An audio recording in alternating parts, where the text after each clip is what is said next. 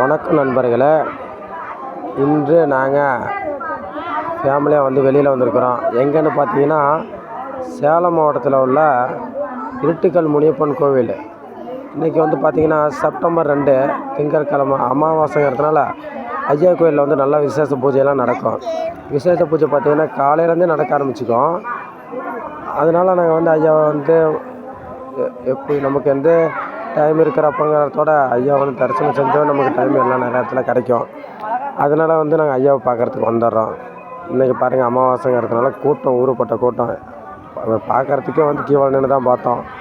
அவ்வளோ கூட்டம். பூஜையெல்லாம் கரெக்டாக பண்ணி கொடுக்குறாங்க. நம்மளை நல்லா ஐயாவும் நல்லா தரிசனம், ஐயாவை பார்க்குறதுக்கு தரிசனம் கிடைக்கிது. அதனால் முடிஞ்ச வரைக்கும் பக்தர்களை வீடியோவை பார்த்துட்டு சேலம் மாவட்டத்தில் உள்ள இருட்டுக்கல் முனியப்பன் கோவில் கும்பிட்டு போங்க. ஐயாவோட தரிசனத்தை அருளையும் ஐயாவோட தரிசனத்தையும் அருளையும்